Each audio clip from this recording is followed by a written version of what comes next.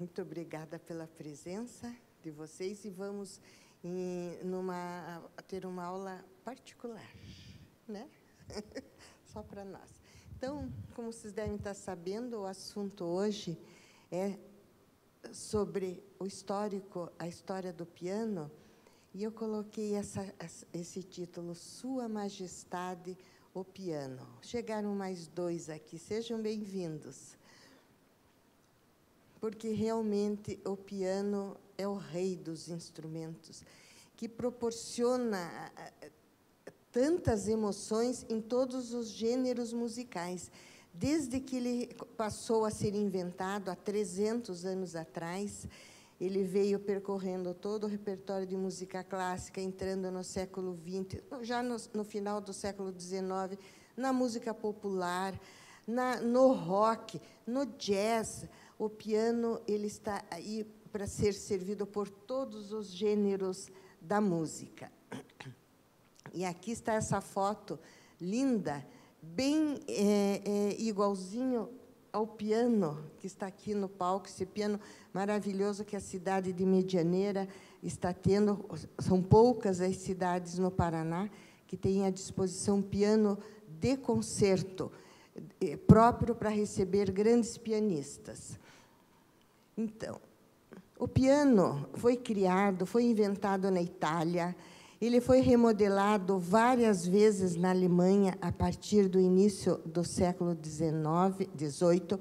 Praticamente em 1709 foi apresentado o primeiro modelo de piano, de um piano, industrializado nos Estados Unidos e presente em todos os estilos da música. Por aí vocês podem ver o alcance desse instrumento. No mundo ocidental, no mundo europeu, nós vamos ter alguns instrumentos de teclado, como é o piano, que é um instrumento de teclado, que antecederam o aparecimento e a invenção do piano. O órgão é a origem dos instrumentos de teclado no mundo ocidental. O cravo vai surgir na Idade Média, em torno do ano de 1300, e o piano foi inventado por volta de 1700. Nos instrumentos de teclado foi essa a evolução. Então, nós vamos ver um pouquinho o órgão. Vocês vejam o tamanho e a imponência de um órgão. Quando o piano foi inventado em 1709, o órgão já era assim. Ele já existia com toda essa potência, essa capacidade. Uma foto desse instrumento. Olha quantos teclados e mais a pedaleira. Para executar, tocar um órgão, é mão direita, mão esquerda, pé direito, pé esquerdo. Tudo ao mesmo tempo. É um dos instrumentos mais difíceis de execução. Nós vamos sentir o som, a potência do som.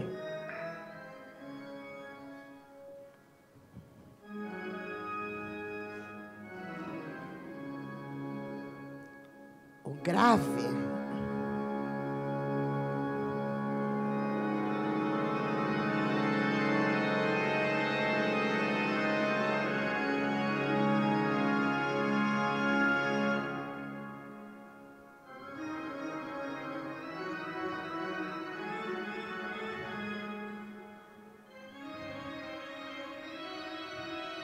Cada teclado que é tocado é uma sonoridade diferente. Muda, né?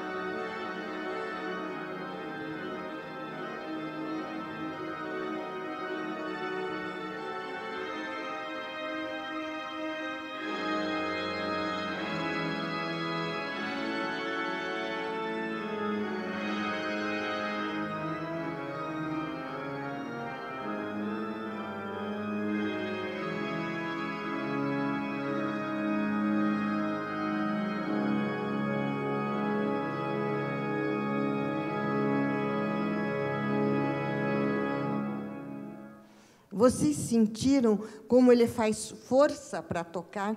O teclado do órgão é pesado, então tem que ter uma força no braço, nos dedos, muito grande. Esse órgão que vocês acabaram de assistir é da época em que foi criado e inventado o piano, de 1700 e pouco. Está na ativa até os dias de hoje. Foi tocado recentemente por esse organista. Não é demais o som do órgão? É um som, é um instrumento que a função dele é mostrar poder, né? É poderoso. Outro instrumento que também antecedeu o piano foi o cravo. Um instrumento delicado. Vocês vejam que maravilha a decoração, era pintado. A diferença de a gente ver um piano preto, liso, né? É outra estética. Na época do cravo, era quase como um elemento de decoração nas casas. Os cravos mais evoluídos na época que antecedeu o piano tinham 2 teclados para aumentar a sonoridade, e foi um instrumento que tinha uma característica peculiar. Quando o músico tocava nas teclas do cravo, elas são molinhas, não são pesadas como o órgão. E quando ele não tem a capacidade do pianista tocar levemente e sair um som suave, ou tocar mais forte e sair um som. O som dele é sempre igual. Por isso, a música de cravo sempre tem enfeites. Vocês vão observar agora no vídeo que a gente vai ver, para preencher essa uniformidade sonora. Vamos ver um exemplo do cravo.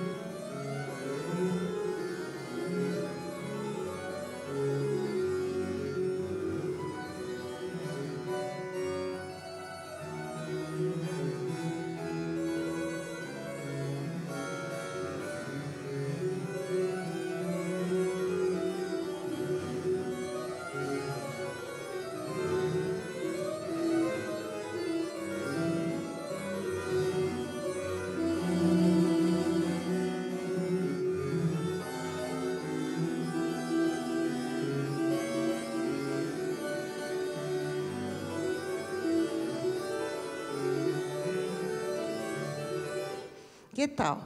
Não parece uma guitarra espanhola de cordas dedilhadas? O mecanismo do cravo, ele imita o som com uma peninha que dedilha, pinça as cordas.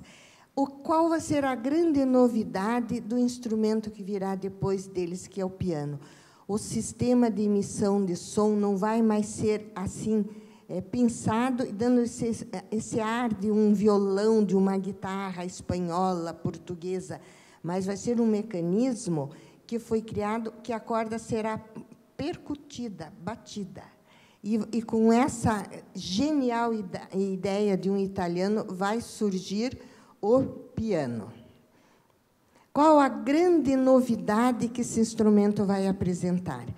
É que o pianista, quando ele executa, ele pode dominar, através do seu toque, um som mais suave ou um som mais forte. Isso vai trazer uma expressividade muito grande na execução das obras. Foi a grande novidade. Não tem mais aquela uniformidade do som.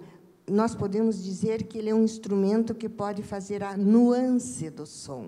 Um pouquinho suave, vai aumentando, depois volta a ficar suave. Isso vai trazer uma novidade muito grande na expressividade da música e vai influir na ideia dos compositores. O piano, desde a sua criação, invenção no começo do século XVIII até a partir do começo do século XX, ele vai estar completo, piano moderno, como nós estamos vendo ali na foto, com 88 teclas. Por que não se pode fazer com mais teclas? Porque se chegou ao limite da evolução. A nota mais grave do piano e a mais aguda, ali estão os sons que o ouvido humano é capaz de ouvir. Não pode ter mais grave, só daí eu acho que os cachorros que vão ouvir. O ouvido humano não pode mais. Então, aí, vocês vejam, é um instrumento que abarcou todas as notas, todas as sonoridades. Porque os outros instrumentos da orquestra, eles tocam determinado número de notas. O piano é o único instrumento que toca todas. Então, vamos começar agora a ouvir uma obra maravilhosa do compositor Chopin, onde eu quero que vocês observem e sintam a importância da sonoridade e da expressividade que esse instrumento veio trazer.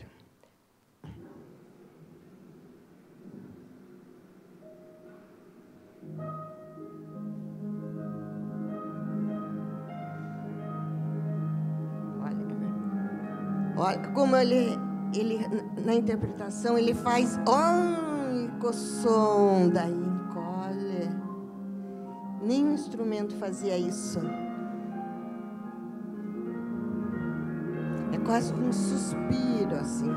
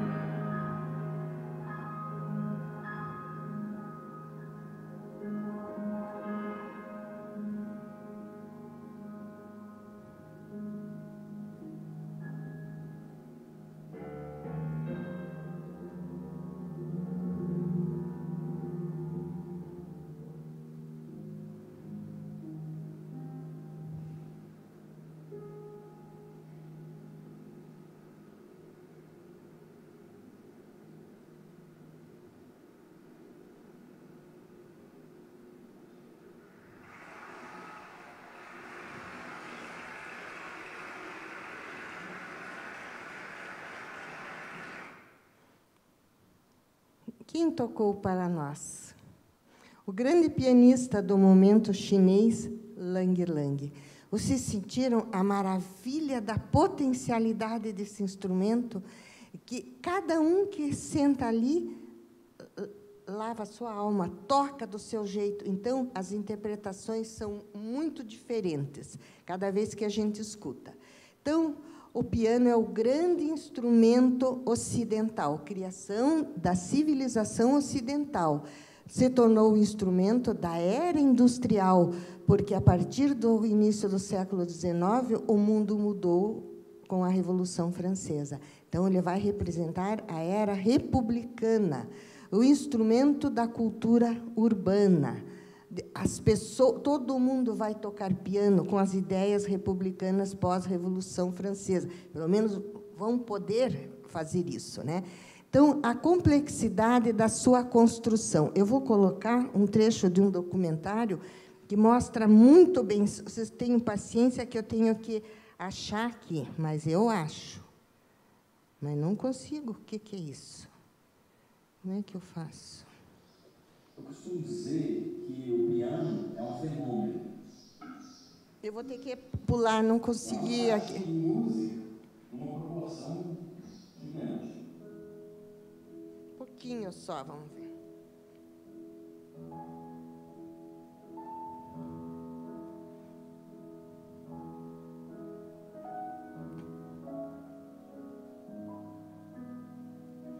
Apareceu um pouco o piano por dentro. Qualquer corda, fio, qualquer material, praticamente, se você esticar e tanger ela, deixar ela vibrar, ela emite algum som. Claro que tem preparações e materiais que vão proporcionar um som melhor, de melhor qualidade, né? E nesse tipo de desenvolvimento, a gente chegou a um instrumento como esse, né? Essa mecânica rudimentar, que eu estou dando como exemplo no início da explicação, de uma corda esticada em qualquer coisa, entre dois pontos, que represente, que ganhe uma tensão tal, você tange, ela produz um som vibrando. Isso é básico para entender como funciona um instrumento como esse e para afinar a manutenção desse instrumento. É igual uma flauta. Flauta, qualquer canudo, tubo, de furo, de qualquer material que você quiser, você pode fazer uma flauta, inclusive afinada. No piano, o que acontece? A gente tem várias cordas de material de aço preparado para isso. Levou um tempo para chegar nesse nível de tensão, nessa elaboração, vindo de outros instrumentos, do cravo, por exemplo, da harpa, mas da lira, é esse mesmo de estrutura. E aqui, por que eu falei que é uma caixinha de música, em proporções gigantes? Porque a gente fez uma caixinha de música para expandir esse som das cordas esticadas. A gente põe a vibrar por meio do mecanismo que depois a gente vai falar. Por que o piano é um fenômeno? Porque o que é responsável pela expansão do som é a tampa harmônica. Não é essa madeira em volta do corpo do instrumento, essa é uma envoltória. Claro que por ser madeira contribui de alguma forma para o produto final do som, mas não é decisivo. O que amplifica o som do piano é a tampa harmônica. Então, como eu falei, tem uma estrutura simples de uma corda esticada em dois pontos. É muito parecido com a estrutura de um violão, por exemplo. Os dois pontos por onde essa corda está presa é um a chapa de ferro e outro o C, que é uma estrutura de madeira, com uma peça que a gente chama de caveira, porque ela está cravada na madeira. Ela não é um parafuso, ela tem uma pequenas fissuras que parecem uma força, mas é simplesmente para ajudar a manter. O C é uma peça construída com algumas camadas de madeira, cada uma cortada com a fibra num sentido. Numa fibra está nesse sentido, noutra fibra está nesse sentido. Isso aí eu acho fantástico. Isso que dá sonoridade. Você coloca essas ribas e faz um furo atravessando essas madeiras, cada uma foi cortada com a fibra num sentido, forma uma trama para segurar essa peça que vai ser cravada nesse furo. Ela não está parafusada. Então, quando a gente afina a corda, por exemplo, esticando ou afrouxando, não é uma força, você trabalha com esses pontos de fixação com o auxílio da tensão da corda, que tem uma força só por si própria, trabalhando sempre com a elasticidade do laço, a maleabilidade, a tensão que ele se estabelece. E essa tampa harmônica são ribas de madeira com a fibra muito retinha, muito bem escolhidas, né? Coladas, preparadas, formando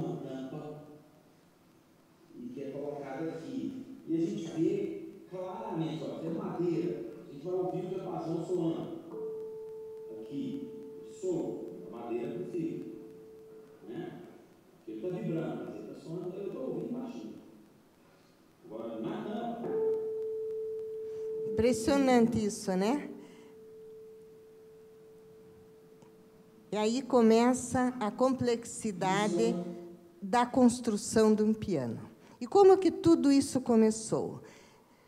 Por volta de 1700, com esse italiano Bartolomeu Cristoforo, na cidade de Pádua, que ele nasceu, ele era um construtor de cravos. E um inventor começou a fazer experiências para tentar construir um instrumento que tivesse uma sonoridade maior e maiores possibilidades do que o cravo. E ele chamou esse instrumento, em italiano, esse é o primeiro nome, clavicembalo col piano e forte. Clavicembalo é cravo em italiano. Piano, em italiano, é suave. Então, a ideia foi fazer um cravo com som suave e som forte. E a tradução é essa, cravo com sons suaves e fortes. Assim chamou-se o primeiro piano. E o primeiro nome que se popularizou foi fortepiano, que em italiano queria dizer forte e fraco. Com o tempo foi indo, suprimiu, encolhendo a palavra e acabou sendo popularizado com o nome de piano. Mas esse foi o princípio. Então, ele... Será que pulou? Espera aí. Pulou, acho. Não.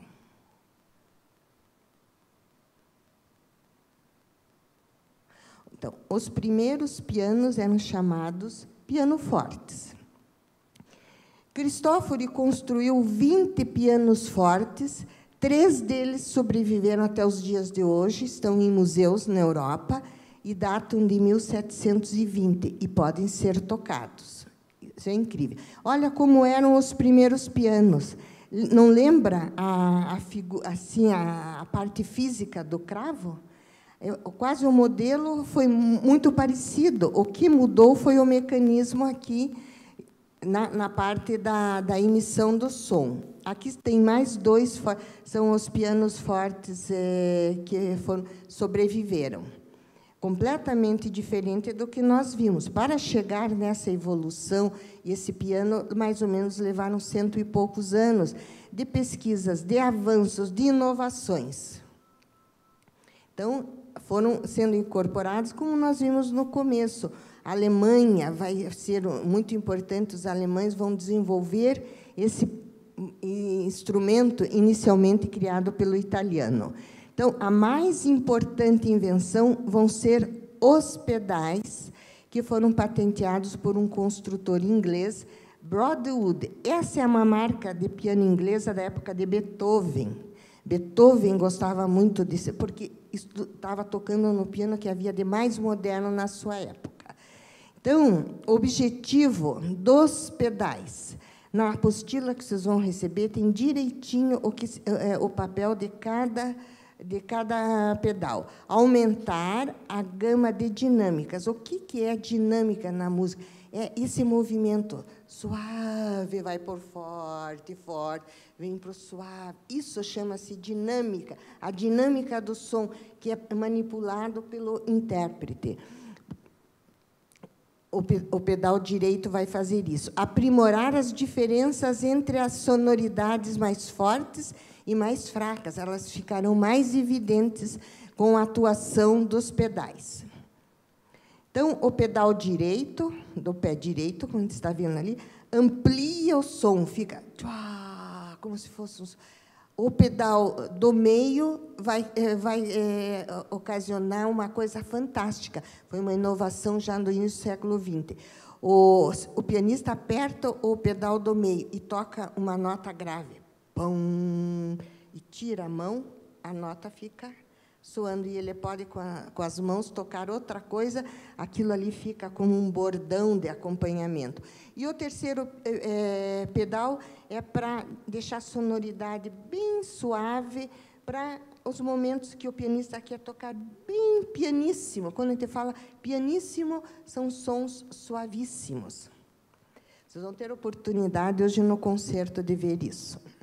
Então, o único instrumento, como nós já vimos, que tem todas as notas musicais, os outros têm partes, por isso que uma orquestra, para se apresentar, tocar uma partitura completa, com todas as notas existentes, os violinos tocam uma parte, as violas tocam outra, cada grupo de instrumentos numa orquestra toca uma parte das notas, para, conjuntamente, dar aquele som unido, né, da melodia inteira. Então, é o piano moderno que vai proporcionar executar maravilhas, e eu acho que eu vou mostrar umas maravilhas para vocês hoje. Vamos ver se vocês vão gostar. Os pianistas do século XXI. Nós, vivendo no século XXI, na música, é a era do intérprete na regência, do intérprete nos instrumentos, nos cantores de ópera. Então, nós estamos vendo que eles vêm vindo, esses solistas, com uma energia muito grande, tocam com muita paixão, com muita entrega, domínio total da técnica, e é isso que eu vou mostrar para vocês hoje. Esse compositor, que foi, na sua época, um dos homens mais bonitos, Liszt, ele vai viver no século XIX quase inteiro, porque ele nasce em 1811, no começo do século, e vai falecer. Na época, ele teve uma vida longa, 70 e poucos anos. Ele vai revolucionar o piano. Ele já vai ter em mãos o piano moderno, assim, com todas essas inovações. E ele vai ser o primeiro a colocar um piano no palco, como vocês estão vendo, nessa posição, sozinho, para ele sentar e tocar. Ele criou o recital de piano. Como ele era muito bonito e tinha um senso de marketing muito grande, ele posicionou assim para o público ver o perfil dele e ver as mãos, como ele dedilhava no teclado. Então, ele também foi um inovador. O que nós vamos assistir, a Rapsódia Húngara número 2, numa modalidade também muito moderna. Uma pianista vai acompanhar o que está sendo passado na tela, o desenho animado de Tom e Jerry, e ela vai fazer a trilha, ela vai tocar acompanhando o movimento do desenho.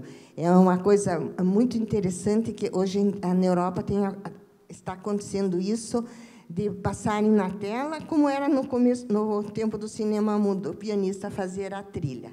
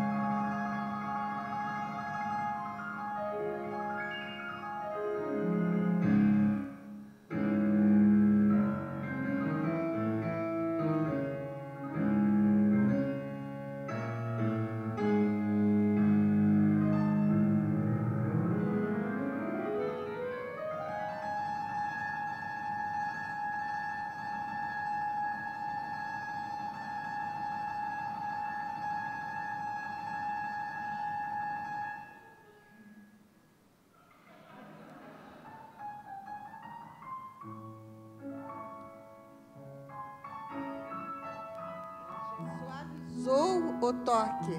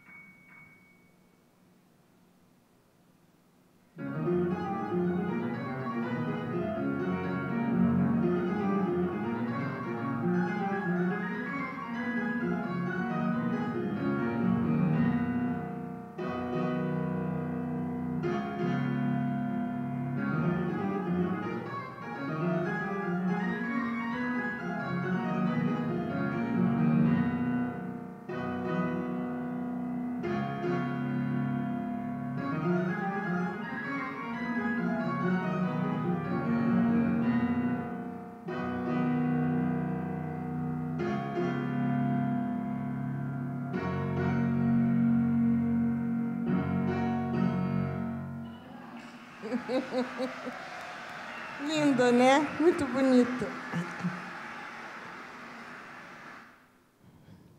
Agora nós vamos ver uma obra e assistir de Mozart. Mozart, ele nasceu em 1756 e faleceu em 1791, com 35 anos.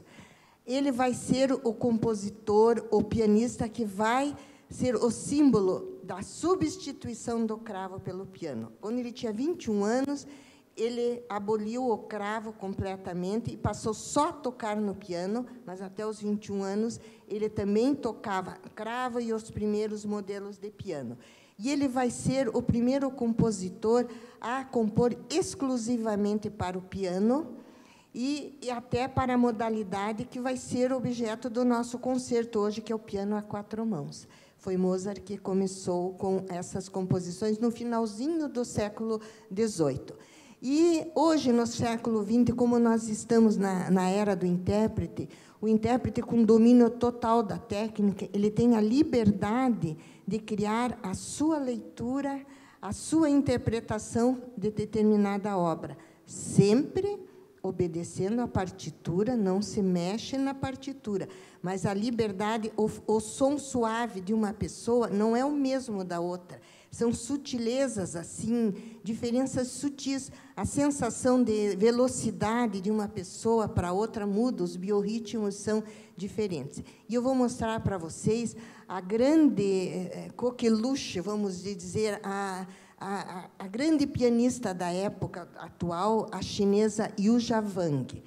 Vocês aqui tem uma foto dela. Ela está bem inserida nessa ideia moderna do marketing visual do século XXI. Então, ela se apresenta de forma não muito convencional. Tem pessoas que gostam e tem pessoas que não gostam. Vamos ver o que vocês vão achar.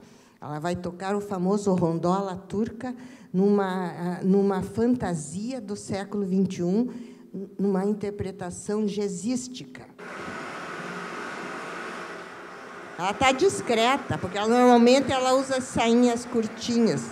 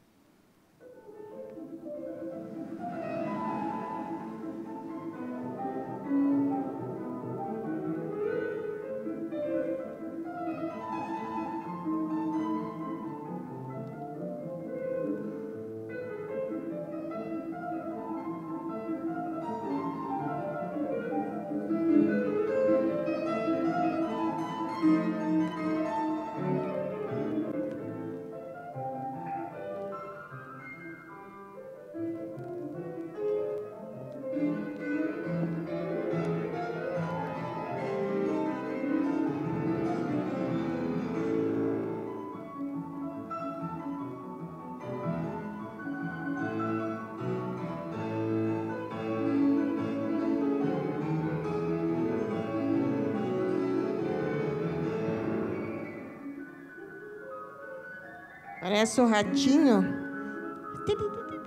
Ela tem um...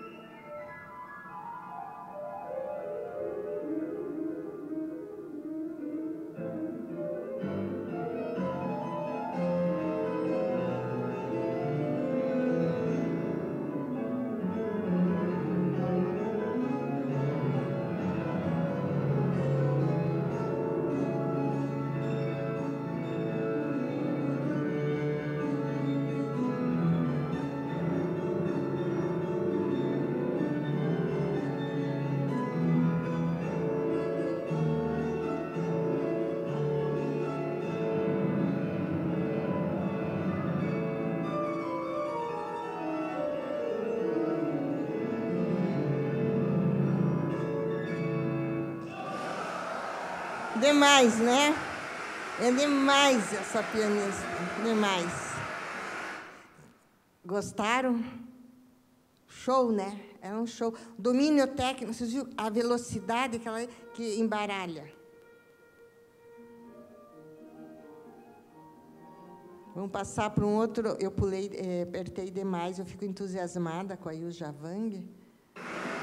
Agora é aqui. Chopin. Chopin, ele conviveu na mesma época que Liszt. Os dois foram grandes... foram dois grandes compositores e pianistas do século XIX, com estilos completamente diferentes. Vamos recordar a Rapsódia Húngara, que nós ouvimos com o Tom Iogeri lá, uma música vigorosa. Agora vem Chopin, tem um piano suave, delicado. Esse pianista que a gente vai assistir também é um dos grandes do momento, esse russo, Danil Trifonov.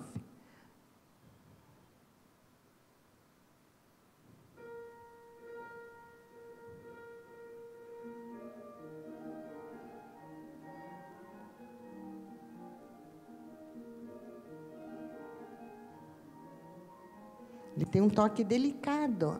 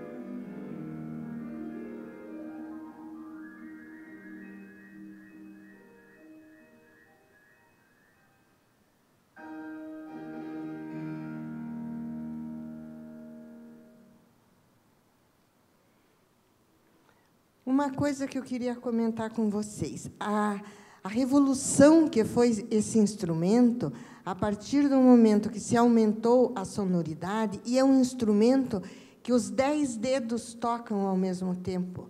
Isso que dá esse turbilhão maravilhoso de sonoridade.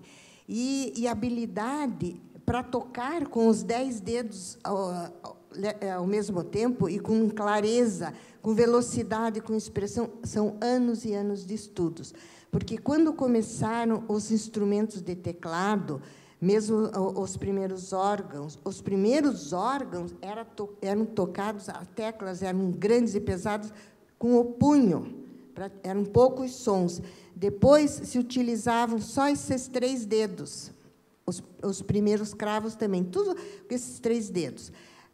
porque o mingo é um dedo muito fraco. E o polegar, para tocar com o polegar, se você está com a mão reta, se vocês experimentarem isso, tocar com o polegar, para tocar com o polegar, a mão teve que fazer esse jogo. Antes era assim, daí teve que fazer isso. Então, foi no século XVIII, Bach, que introduziu o polegar. Então, mudou, deu uma girada na mão, e, a partir daí, exercício para fortificar cada dedo, principalmente o mingo. O dedo mingo, na primeira apresentação do Lang Lang, que foi aquele noturno de Chopin, a melodia toda tocada, quando a gente pode falar em música cantada, com o mingo. E tem que ter um mingo muito forte. Então, vocês podem, às vezes, observar que o pianista, Bombi, tem um mingão grande. Como nós vamos ver aqui numa foto, daqui a pouco vai aparecer o quinto dedo.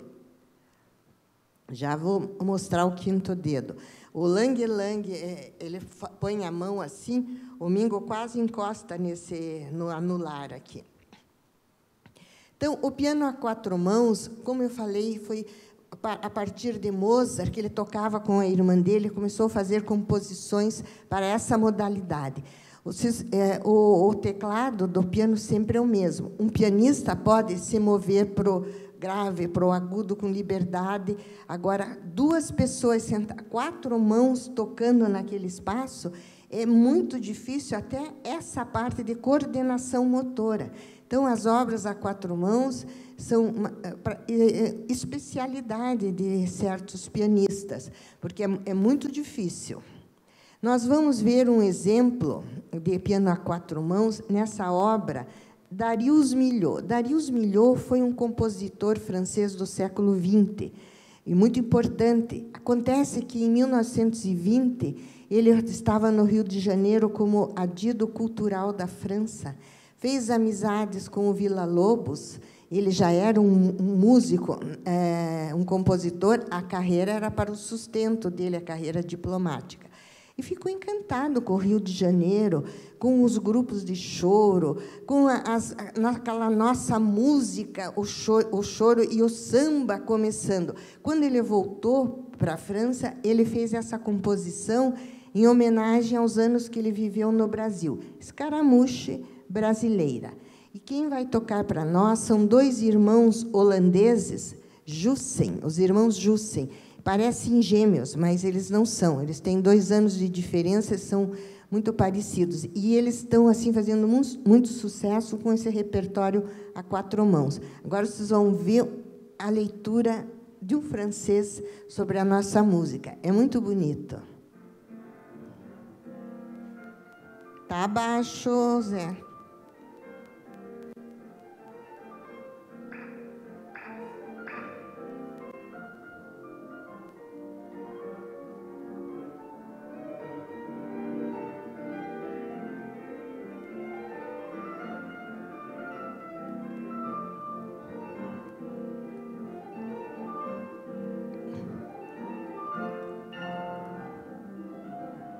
Isso numa praça, um concerto ao ar livre, na Holanda, em Maastricht, a terra do André Rieu.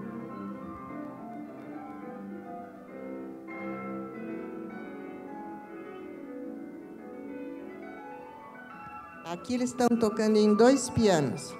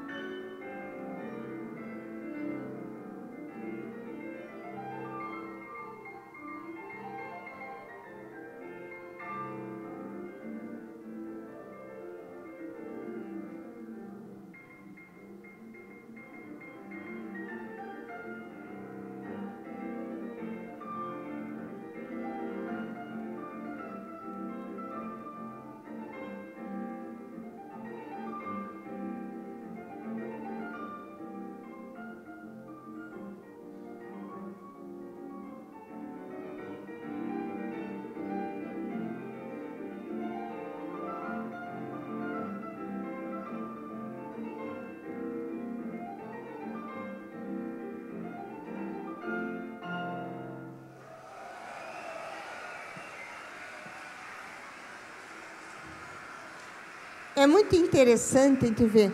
São 2 holandeses tocando uma composição de um compositor francês com o molho brasileiro. Bonita, né? Mais um piano a 4 mãos. Piazzolla, esse é nosso argentino, vizinho, irmão argentino maravilhoso, criador do tango novo. Ele foi um inovador também, introduzindo o tango na música clássica.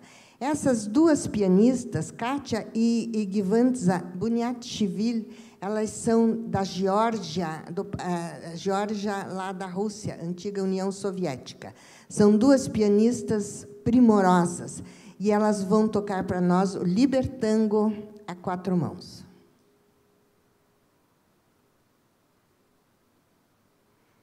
Gozado, quando eu aperto, pula.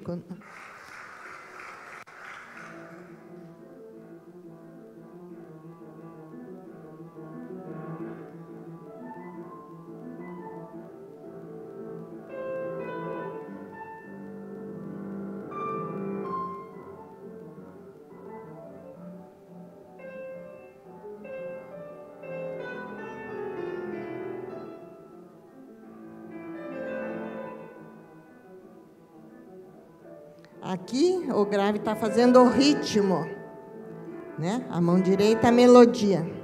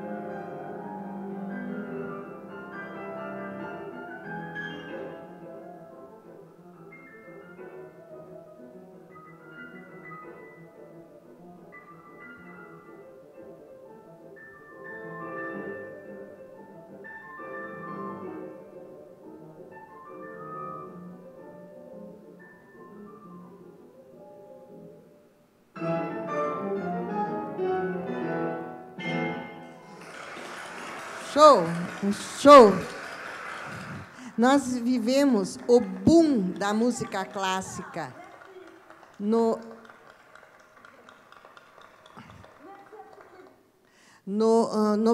mundo e no Brasil. São, assim, leituras modernas, clipes que se fazem com os grandes pianistas, violinistas, as grandes orquestras. É um mundo maravilhoso e que eu estou aqui convidando vocês para entrarem neste mundo fantástico que está no século XXI, a música clássica. E vocês viram como focalizam sempre o piano aberto, para esse mecanismo, esse interior do piano, que é lindíssimo. Depois, se vocês quiserem subir aqui e olhar o piano, ele é bonito de ver.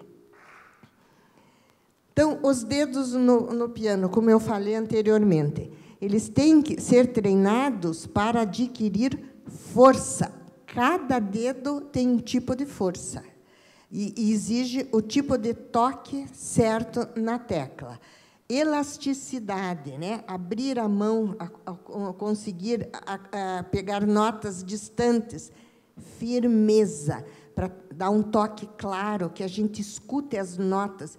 Tudo que vocês estão ouvindo aqui são notas claras, não embaralha. Você, a gente prestando atenção, a gente vai acompanhando a melodia na mente. E a independência para executar qualquer repertório. Hoje, o pianista do século XXI ele tem que estar preparado para tocar qualquer repertório, como vocês viram agora. Essas duas pianistas clássicas dão um show de tango, né? A própria Yuja Wang dá um show de um Mozart com estilo de jazz. Então, esse é o grande preparo, hoje em dia, dos pianistas. Olha o quinto dedo. Mas que coisa! Eu não fiz nada. E já, agora tem que esperar. Eu que faço essas minhas animações, e às vezes ela me castiga, porque se eu aperto errado, tem que ser rapidinho. Olha o tamanho do domingo. Olha o tamanho do domingo da Kátia Buniatishvili. Isso aqui é uma força para, acho que, apertar um parafuso. Porque é uma coisa, a firmeza que eles têm que ter. Isso vai peneirando no mundo, vão se tornando poucos, né, com toda essa capacidade. Agora, mais ainda a versatilidade do que eu já mostrei para vocês, nós vamos ver que, no mundo de hoje, a execução do piano vai das obras clássicas ao jazz e ao rock, sem perder a majestade, o piano. Nós temos tido já pianistas especializados em tocar rock ao piano, transcrever para o piano obras de Pink Floyd, das grandes bandas de rock. Eu já tive a oportunidade de assistir uns 2 concertos assim. É muito bonito, é muito bonito. E como a majestade do piano torna de uma nobreza qualquer música bem executada. Então, no jazz, o piano é muito utilizado, e o toque do jazz é diferente do que nós ouvimos como Chopin, e mesmo o primeiro Chopin de Lang Lang, a valsa com o Trifonov. No jazz, o toque é percussivo. Ele se transforma num instrumento percussivo. Vamos ver o que vocês vão achar. Esse quarteto de pianos, depois eu falo.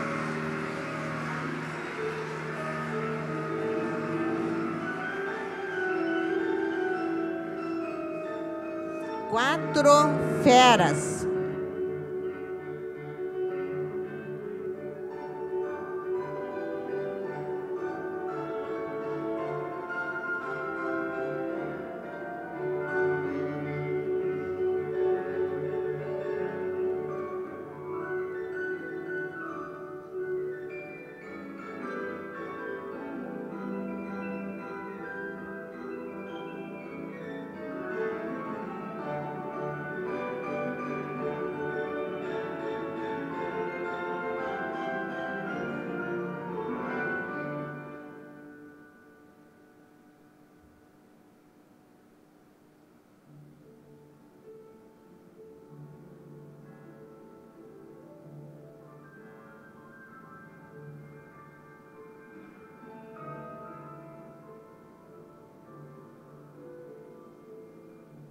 Mudou o clima já na execução desse jazz. Está entrando um clima mais lírico, mais sentimental.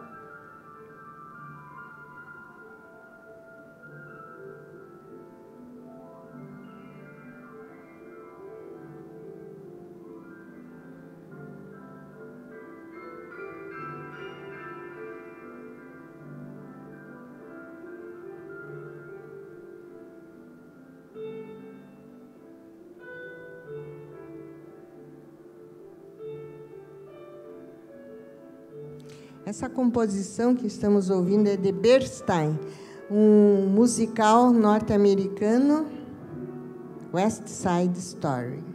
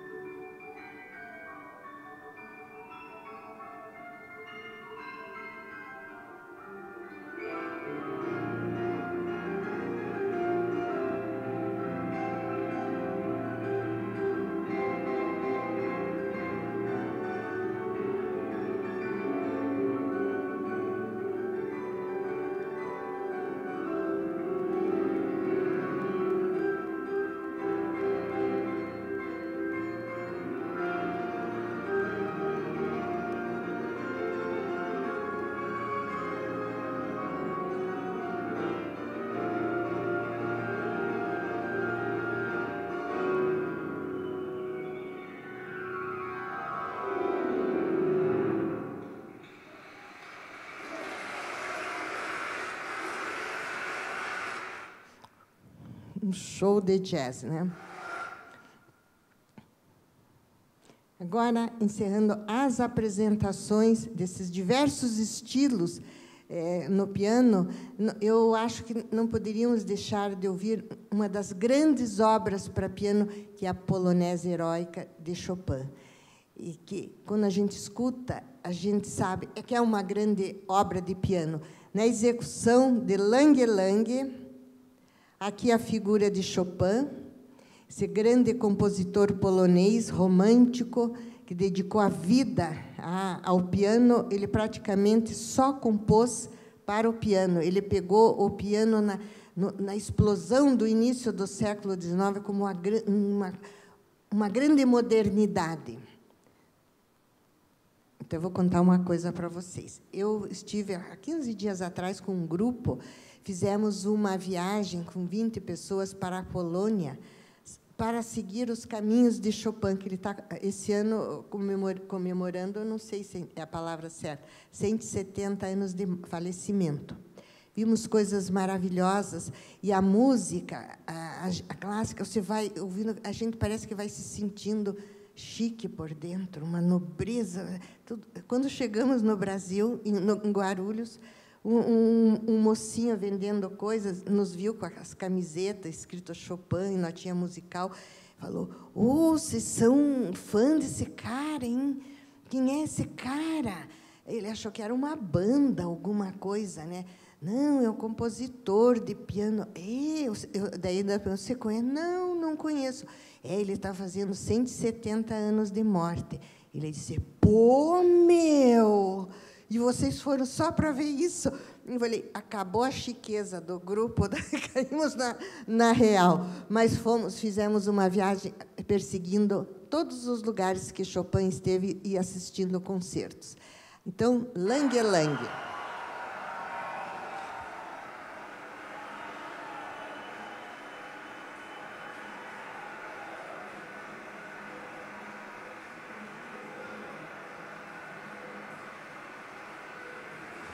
Enquanto ele se prepara, Chopin compôs essa polonesa com um espírito de indignidade pelo fato da Polônia estar sendo invadida pelos russos e a pátria dele dominada. Então, é o protesto político dele através da música.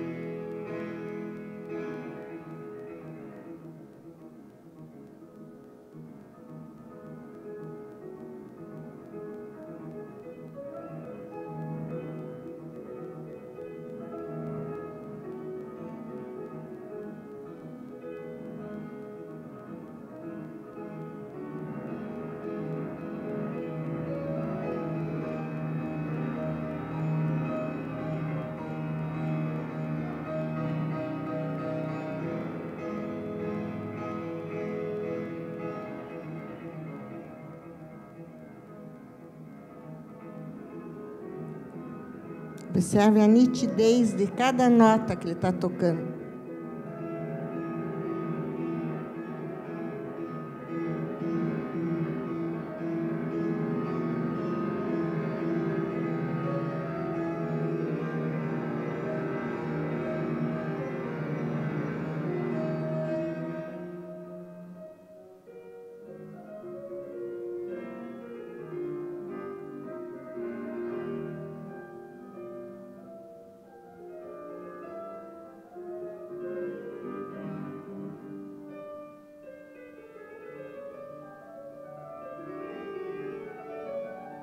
Esses momentos são os momentos de nostalgia de Chopin, saudades da sua terra.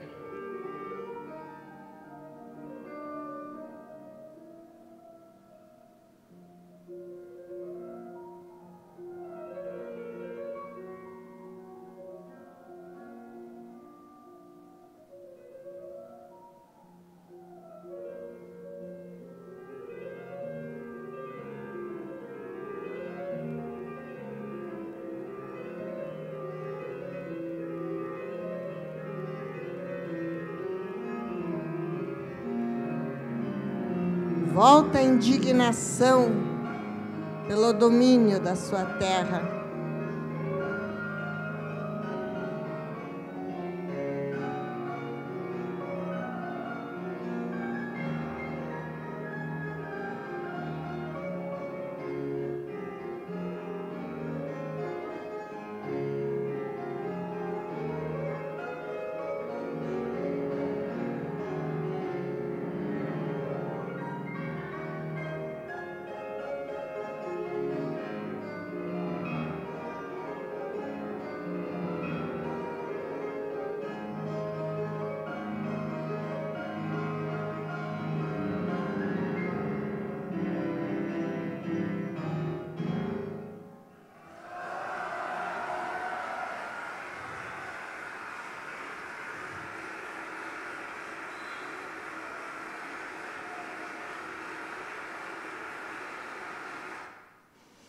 Vocês tiveram a oportunidade de assistir duas interpretações de Lang Lang. No começo do nosso encontro, hoje, tocando um noturno de Chopin, com extrema expressividade e delicadeza, e terminou com essa interpretação gloriosa, né, da polonese.